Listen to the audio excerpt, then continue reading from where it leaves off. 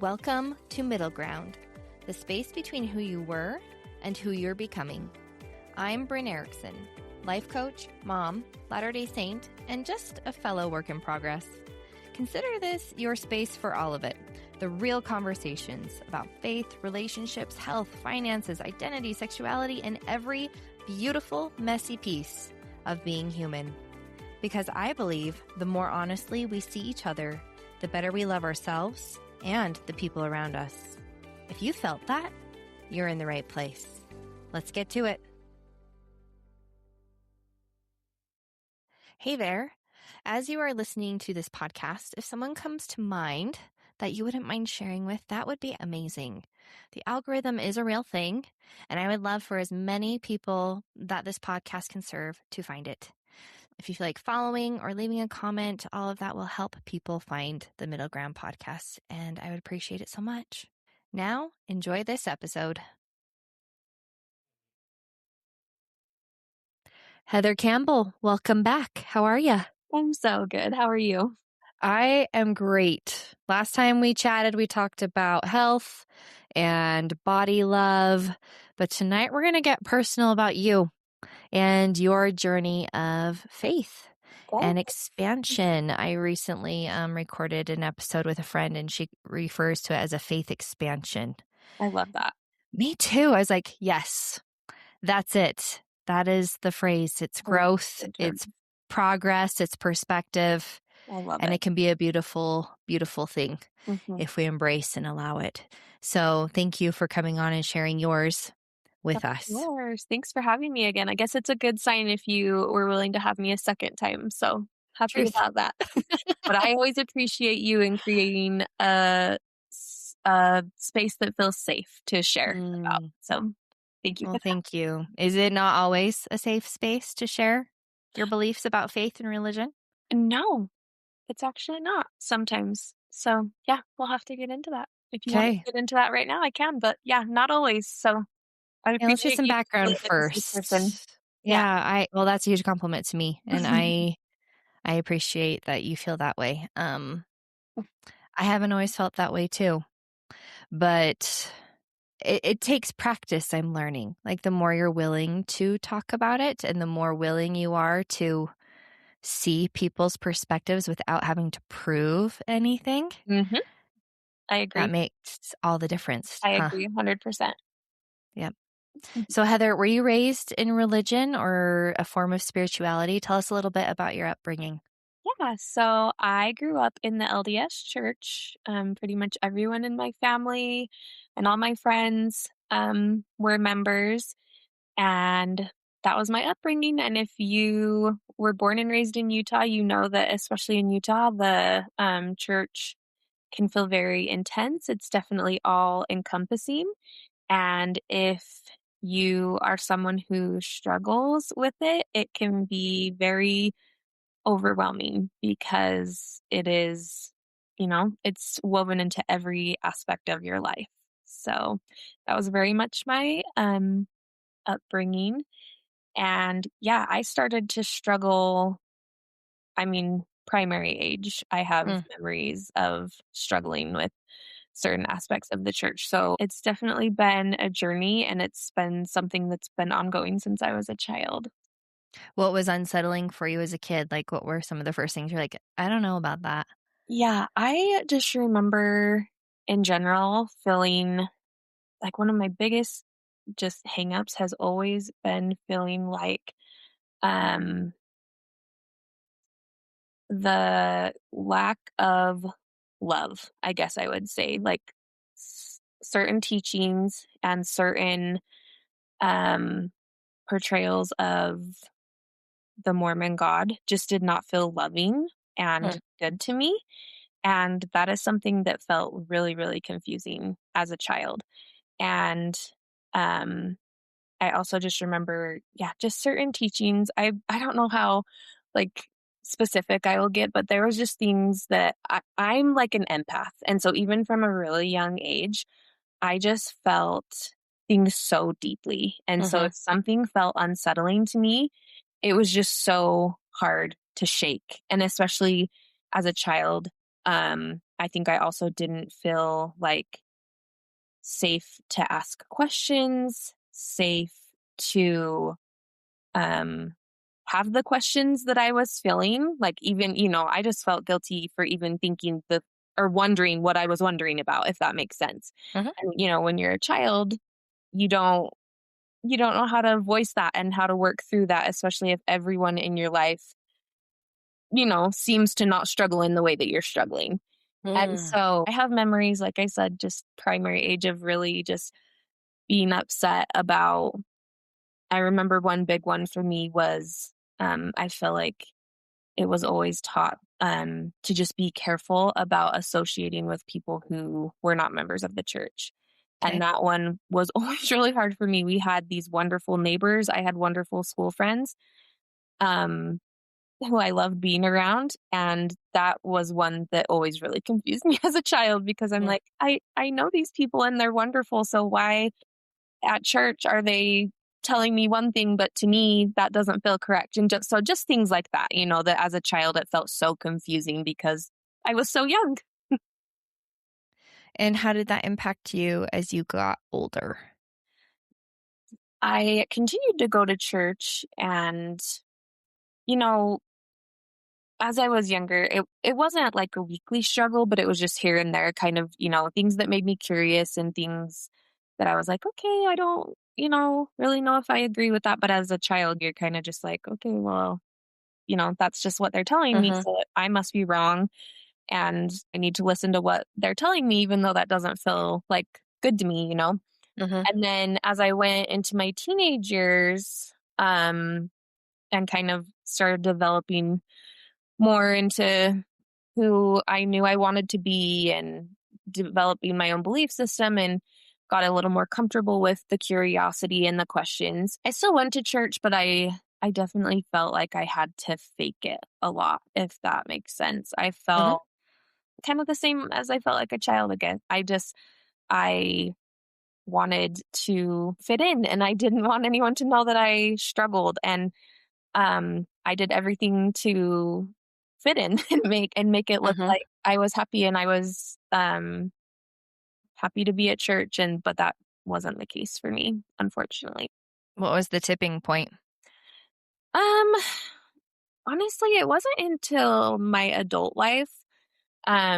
When I was in high school, I was already dating my now husband, and I knew he was going to go on a mission, and Mhm. I knew that if I didn't go to church that he probably wouldn't marry me when he Mm. got home. And so that was, felt like a sticky situation. And so I was just like, okay, like I'm going to stick it out. And I kind of just decided to be like a, a gray area because I'd tried all the things, like studying, praying, going to the temple, like doing all the things that I was supposed to do. And I just felt like it was not helping me get to where I wanted to go, and just a lot of shame and a lot of what's wrong with me? Why isn't this working for me? Why can't I just enjoy church and Mm. believe everything they're telling me? And anyways, so the tipping point really wasn't until I had my last baby.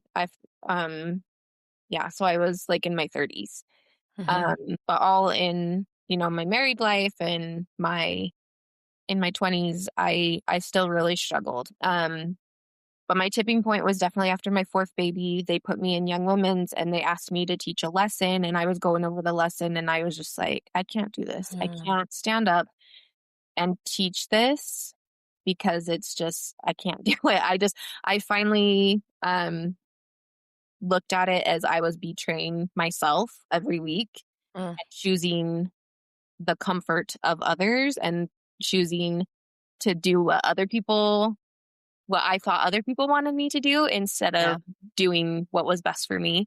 Mm. And so that was my tipping point, and I asked to be released from my calling and had lots of hard conversations with my husband. And but yeah, that was my tipping point. I think in your 30s there's a lot of us have kind of like a transformation moment where it's like, okay, is this serving me? Like, does this align with me? And if it doesn't, I think it's easier to let it go when you're, just older and wiser, I guess. I think that was my tipping point. So, Why was it so hard to share with your husband earlier on? Honestly, this is a funny question too because he is like the kindest, most open-minded person.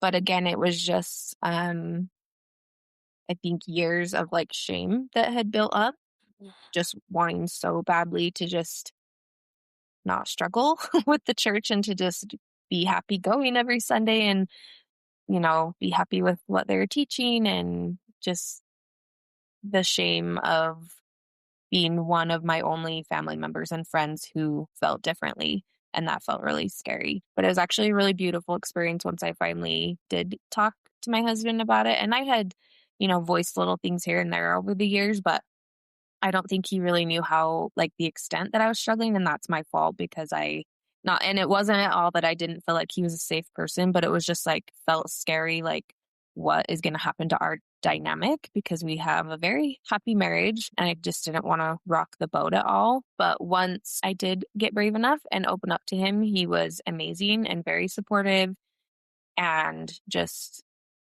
it was such a good experience for us, and, we've gotten to a really good point now where we're comfortable believing in different things and we support each other and we still have a strong, happy marriage. And I'm really grateful for that because I know that's not the case for everyone in a mixed faith marriage.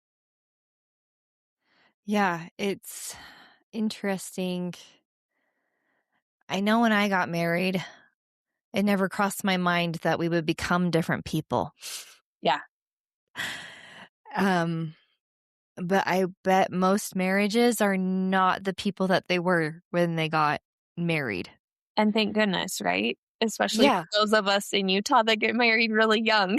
Like, Hmm. yeah, I would hope that 10, 15 years into the marriage, we are different people because, yeah, you know, your 30s are such a different experience from your 20s. And so if you're a different person, that's good. That means you're growing and developing and learning and not staying stagnant, which is what we're Hmm. supposed to do. So, Yeah. And yeah, our religion is so interesting because we put everything hangs on the religion being right.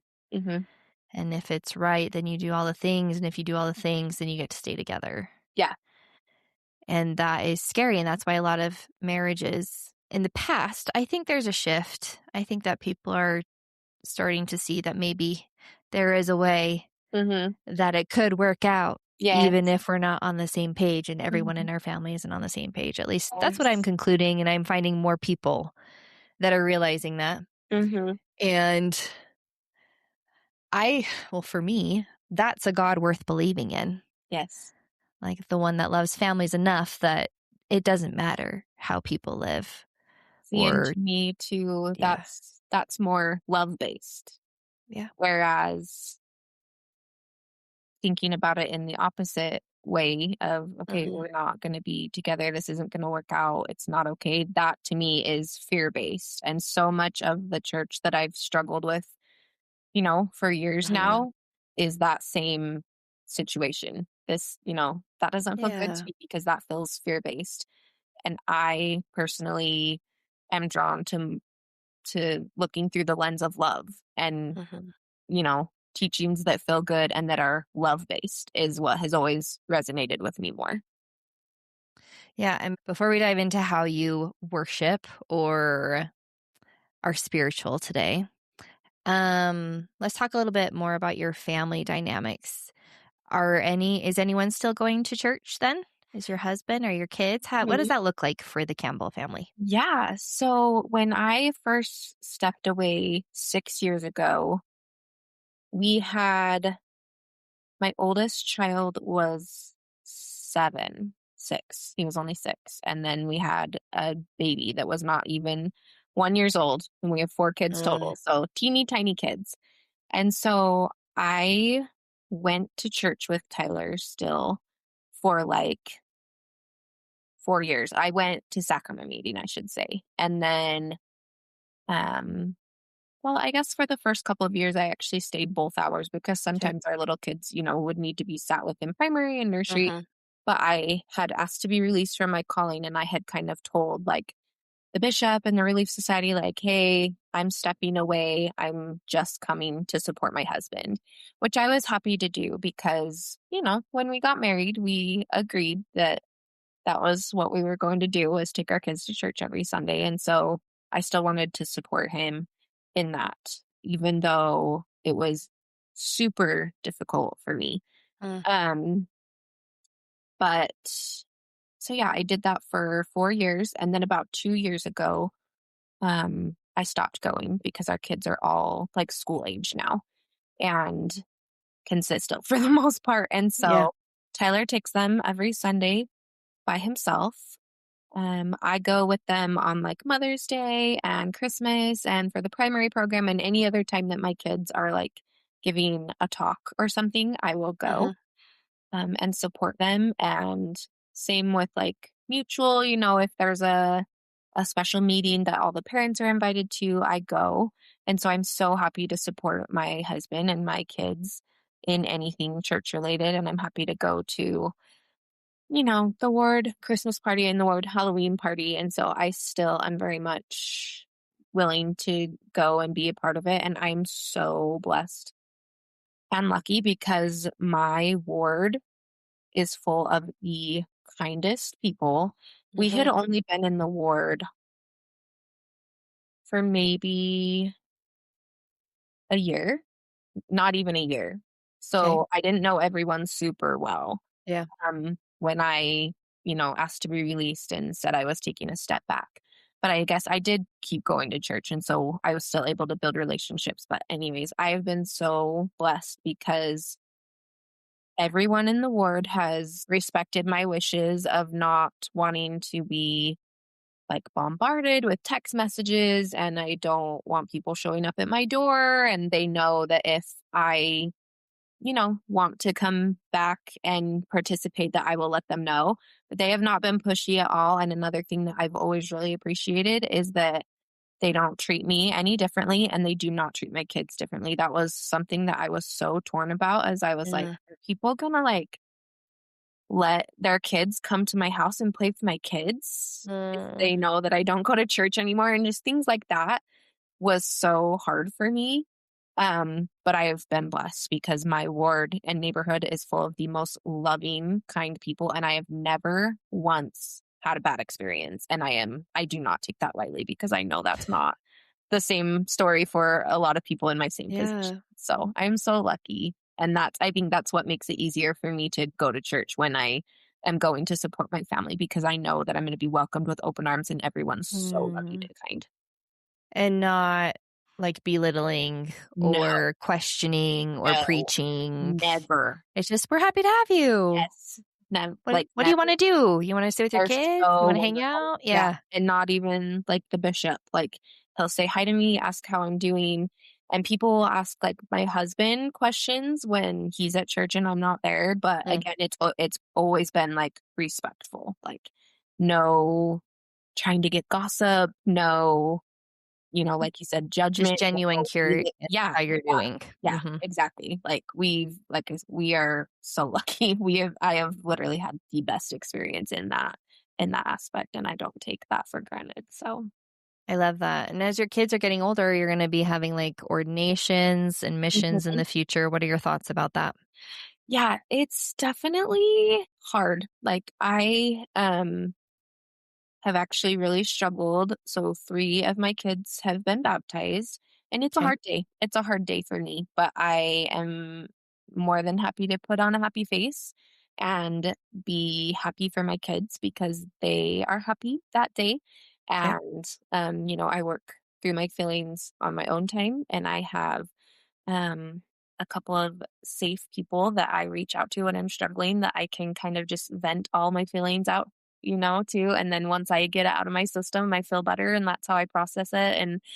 Um and then I'm able to let it go. And so yeah, it is stuff like that is definitely hard for me, but I don't make it about me, if that makes sense. I look through the lens of love and focus on Mhm. my kids and show up for them and make it a happy experience for them. Can I ask what about it feels so hard? Yeah, of course. I think just that if it were up to me, I wouldn't I I don't want them to get baptized. I don't want them to I just don't want them to ever feel any of the same feelings that I had as a child in Okay. church. And so, you know, getting baptized and having callings and I just I that's what it is I just don't ever want them to have those same feelings and experiences that I had, and I don't want them to Mhm. ever feel like that something's wrong with them if they're struggling or that they're not allowed to ask questions. I just want church to be a happy experience for them, Mm. and I think for the most part it is. Um, and so I guess I should also say it's more those feelings of shame get brought up again. So, You like, wanna protect your kids. yeah, that Yeah. and the shame comes back, like, everyone around me is so happy to watch my child getting baptized, and I'm sitting there going, "Why can't this be happy for me too?" Like, why Mm. it's like the shame cycle from when I was a kid. Why can't I just come to church? Like, why can't I just come and participate and have this be a happy day? Why does it have to be hard for me? And I think that's the biggest reason why I struggle on those days. But it's just, it's something that I've learned to work through, and I've been really lucky because I don't ever get stuck and like dwell in those low spots. It's kind of like Mhm. I've learned to just feel my feelings To and then let process. it go Mhm. and move on. Yeah. Thanks for sharing that with Yeah. us. So how do you navigate teaching doctrine in your home? How do you voice your opinion, your beliefs, what you guys think about what they hear at church?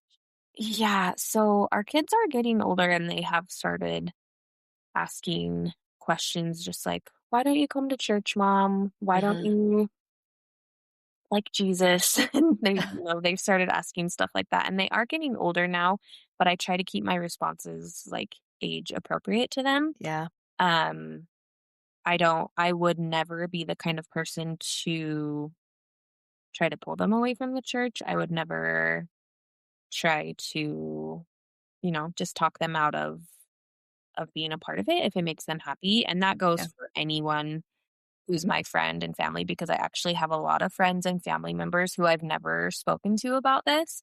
And Mm. so if any of them happen to listen to this, I want them to know that if the church brings them happiness, I love that for them.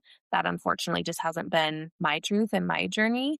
Um, but I'm a safe person to talk to about this because I would never, ever, ever try to get them to see how I see or, feel how I Yep. feel. So, anyways, for my kids, I try to focus on the same value system that is taught in the church that I agree with. And there's so much Mm. good in it. I actually really did love like the values that it taught me as a child. And so I really try to focus on teaching that stuff to my kids, like family first and honesty and giving, charity to others Mhm. and values like that I still align with and that I think are so important for kids. And so I definitely try to teach it more in like uh experience setting. Like I keep religion out of it, but if we have a situation where somebody wasn't honest, then we kind of make it a learning opportunity or, we look for ways to serve others and to give. Um, so I definitely don't um, bring religion into it at all, but I do really make it a point to teach my kids those values that I still align with. Mhm. And what I really love about our household is that so when my kids do ask, like, why don't you come to church? Why don't you love Jesus? I just tell them, I just say, Mommy believes differently in a lot of things that that the church teaches, and that's okay. And Daddy believes what the church teaches, and that's okay too. And when you're older, you get to decide, and that's the beauty of it. And it doesn't mean mommy, it's a good teaching moment Yeah. for them, because that's, like I said, that's what I struggled with so much as a child, like being like, okay, well, if they don't go to church, are they a bad person? And obviously my kids know that I'm not a bad person. And so I think that has been like the most beautiful, like healing my inner child moment to have with them, Mm. because I'm hoping that it's not as confusing to them as it was to me as a child. And I've loved that journey. It's definitely been kind of tricky to navigate, but it's actually worked really, really well so far. I'm kind of realizing like we didn't even know the questions to ask. It's not that we didn't necessarily have them. We just didn't know how to put them into words Yes, and I absolutely. think that's why as more information has come out about like the history and Mhm. such, Yes. now we have more information Mhm. and we have bigger voices and bigger brains Yes, yes. and lots of questions. But Mhm. I think I actually love that so many people are asking these questions because our children get to see us asking them. Mhm. And so they're being raised in homes that are more friendly, Yes. more Okay with the encouraging. question. There we go. More encouraging Yes, of asking the questions and finding answers for yourself. absolutely. And I think that's incredibly empowering. I think so too. Because yeah, when I was a child, yeah, like you said, I didn't know how to voice that. Like, well, I don't feel safe asking questions. It's just so scary when you're little, because the church is so all encompassing. And like you said, it's when you're little, it feels so black and white. Like, this is right. If you're struggling with aligning with what they're teaching, it's like, oh, okay, well, I'm the problem then. Like, what's wrong with me? And it's just, it's really scary. And so, yeah, I think that's like the biggest flex for our generation. I always talk about this with Tyler, just that we are more open minded and not scared of questions, and being okay with, being in the middle gray area on some topics. Whereas I feel like when we were kids, it was Hmm. more like black and white. And nowadays people are comfortable with, kind of being in the middle, because the more that I have talked to people, I've realized that a lot of people actually do struggle in the same way that I have. Uh, And that was so eye-opening to me, because for uh so long it felt like I was the only one, and it felt incredibly isolating. But Yeah. then to hear other people like openly talk about their struggles, it's like so refreshing because you're like, "Oh, okay, I'm actually not alone." But for me, it was always just like I just feel everything so strongly that I just couldn't. It was hard for me to um not stay in the struggle like like week to week. You know what I mean? It just felt like a Yeah. self-betrayal over and over. And so for other people that can keep going to church and just kind of say, not let it like take over, I Uh-huh. wish that could have been me, but that wasn't my experience. And so, but I do think, yeah, that people are so great at being open-minded more nowadays, which makes it so much easier for people like me Yeah. to feel safe. Awesome. So good. So, what is guiding you today? Honestly, I just let love guide me. I try to just lead everything with love. My parenting, my marriage, and just making decisions day to day. I do believe in a higher power. I don't know what that is. Like, I've never really named it, and that's okay to me. Like, I don't feel the need to know what it is or give it a name. Uh-huh. But I do believe in a higher power. And I feel comfort in knowing that I can ask for help and guidance when I need it. And um, that's been a lot better way for me to connect and feel like more spiritual, um, like love. is really what I try to lead with and let me guide my decisions. And that has been, yeah, just so much more in alignment with me. What's been the biggest difference since you've stepped away from organized religion for you? Just feeling like, just feeling lighter, not Mhm. feeling weighed down by shame and feeling like I'm not enough and feeling like I should be doing more or acting a certain way, um, and feeling like I choose myself and that I choose what's best for me rather than pleasing everyone else around me.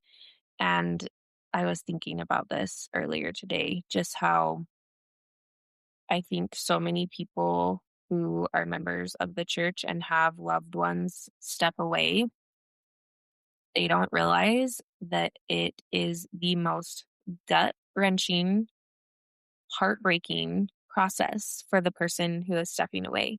Hardest thing I've ever done. And it's not easy on our side either.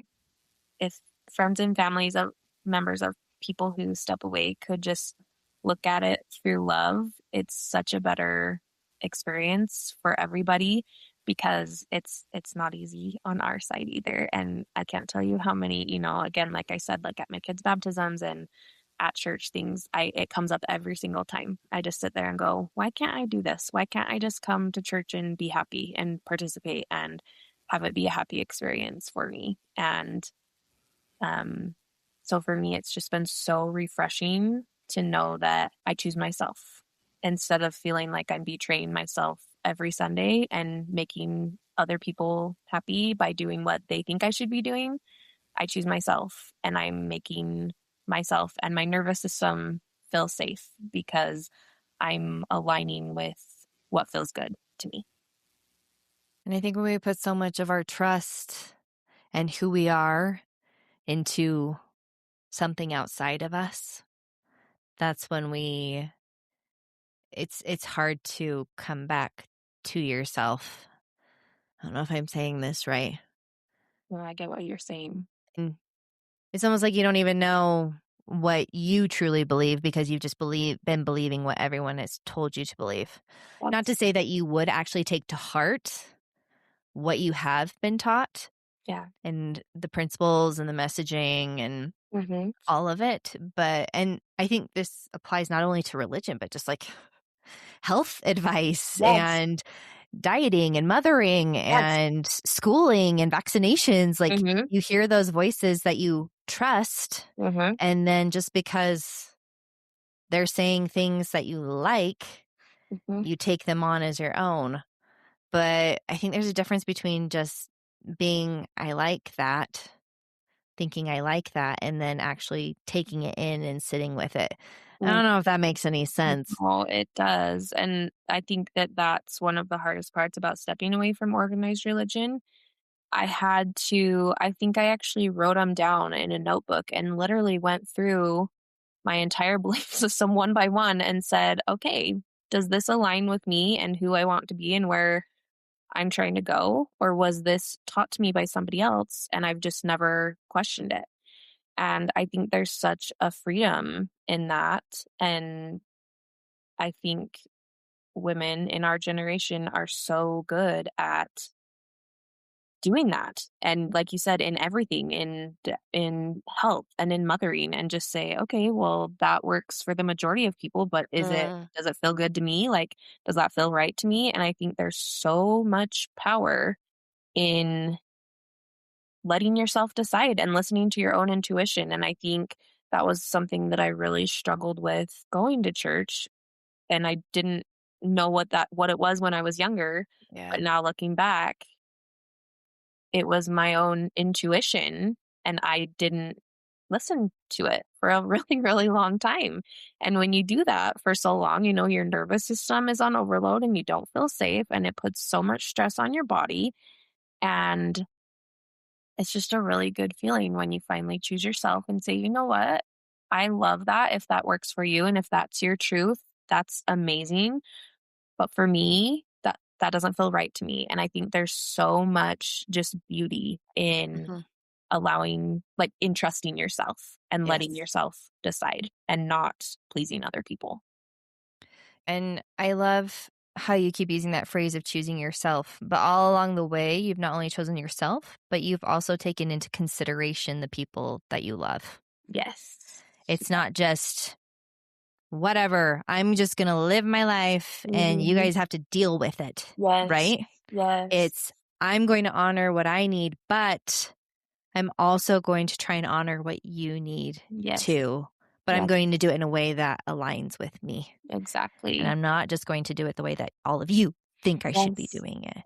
And that's the Exactly. difference. And it can be both. It doesn't have to be one or the other. It really can be both. And I always think of this same situation in um when somebody is leaving the church and they're telling their friends and family, their reaction is so important. And it can be both. Like you just said, you are more than welcome to disagree with me stepping away. But you can voice it in a way that's respectful. And that's what I've always tried to be, respectful and loving and kind to anyone who's still, who enjoy the church, Hmm. and it's their truth.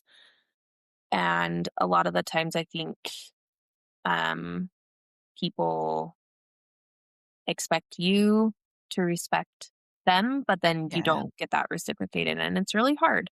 And so, if anyone listens to this and experiences having a loved one step away, there is so much power in just saying, wow, I bet that is so hard. How can I support you?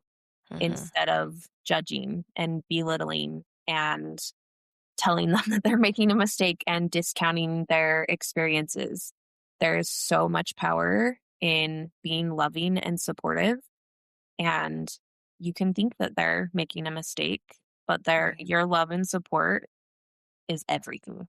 Hmm. Because like I said, it's the most heart-wrenching, heartbreaking Right. thing that I've ever done. And so to have the love and support of your loved ones is everything. And I'm just going to voice the flip side to that too. Just from what I've observed, one, honesty is always the best policy. So even when we are voicing things that we know our family members hold dear Mm-hmm. and they actually want us to stay, Mm-hmm. um, I think it's important to remember that if they do react out of fear, Mm-hmm. it's because they love us Yes. and Yes. they want us to do the church thing, 100%. right? Because we know the theology. Mhm. We know what it's at stake if Yes. it really is true that we all have to do the covenant thing to be together. So even when our loved ones do react in a way that seems irrational or Mhm. unsupportive, it's been helpful for me to one look at a lens of compassion, Mhm. but two also see that as a way of them being honest. And it is okay for us to be like, this really breaks my heart, Yes. but I also want to be here for you. I've never done this before. Can we figure this out together? And that honesty and compassion, hand in hand, and giving each other the benefit of the doubt and choosing love, right? Like all of those things, I think if we tried to approach these hard situations, no matter what it is, even not religion, but a divorce, like we're getting divorced or whatever other things that are really hard to talk about, if we can be honest, compassionate, Mhm. and just give people the benefit of the doubt, Yep. It I goes a think long way. I think so. Yeah, It is. because we're all evolving and we're all changing and we don't Mhm. agree all the time. Yep. Like, and that's the whole point, I think. That's kind of what I'm concluding. Yes. And I think people are comfortable or uncomfortable disagreeing, especially with, like, your family and your friends. Like, Yeah. it feels uncomfortable if you disagree because a lot of relationships are built on what you agree on. And Hmm. so when somebody's stepping away, it brings up a lot of discomfort. And yeah, I think honesty is completely fine. Um, I agree with that, with everything you said, but it's really refreshing when people can come at it with the love and support alongside the honesty. It just makes it so much easier on Mhm. the person who might be stepping away. Yeah, definitely. So what is the purpose of life for you now, Heather? I think that the purpose of life is to love and be loved and to just keep learning and growing.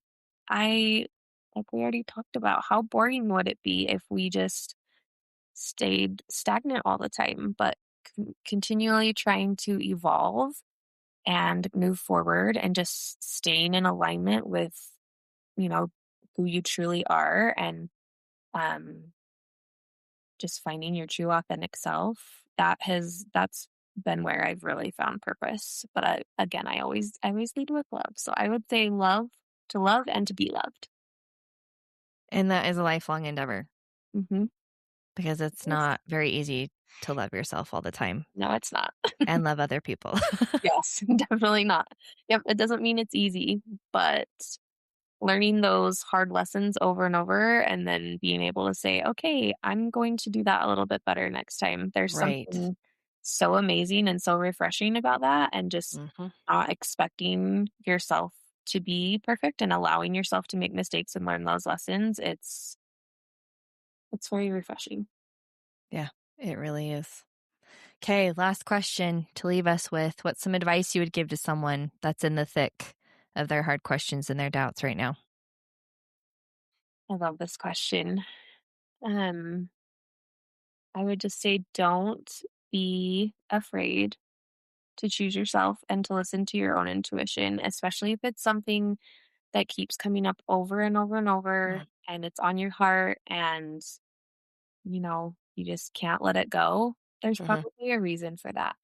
And it's okay to choose yourself. And it doesn't mean that it's going to be easy. It won't be easy. No. Um, but it's going to be okay and it gets easier. And find a support system, find safe people that you can talk to that will love you and support you, even if they disagree with you.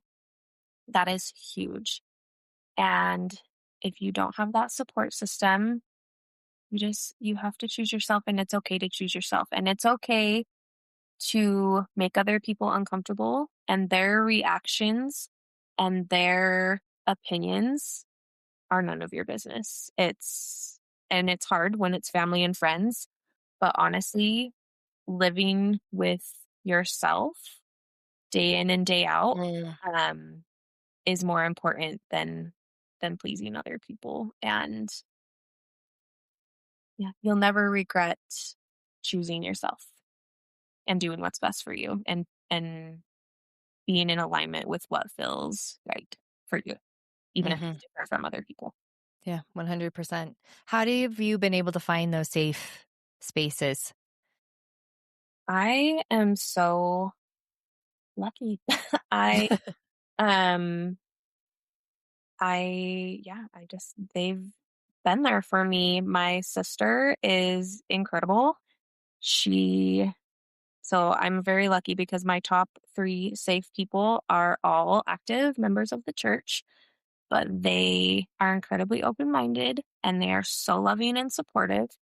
And um, I think if that's not your experience, um, I think just being vulnerable and honest and being in a good headspace and having good energy, you will attract people who can be your safe person. So like I said, I'm lucky because my 3 closest people just happened to all be safe people for me. And I know that's not the case for a lot of people. But yeah, I think being vulnerable and honest will help you find your safe people. Yes. And it's okay if you open up to someone and it isn't received the way that you want it to be, but then like, "Oh, okay. Yep. So I it's a won't bring learning this up experience. anymore to you." And that's okay. We'll talk about pets and flowers, right? But we don't have to talk about religion. Yeah, it's very empowering to just be able to meet people where they are because Absolutely. a lot Amen. of times, they're caught off guard. They're not in a good headspace. They're having a hard day. And that's okay because we're all human. And so to not, hold on to that and Hmm. just, give them the benefit of the doubt is really empowering in that Yeah, situation, and to not expect people to act a certain way because it's not fair. I agree. It's Putting that expectation on someone when they don't even know, like, Yes, that's totally unfair to them, setting you both up for exactly, not success. exactly.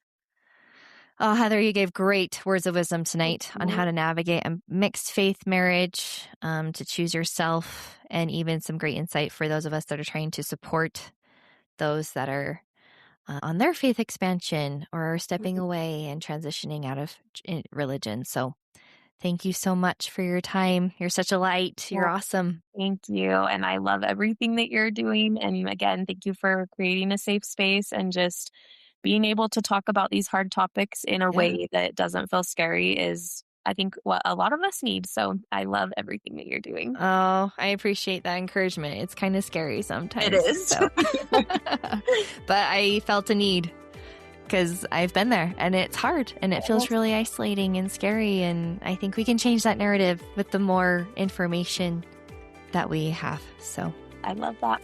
You're doing okay. Thanks, friend. Of course.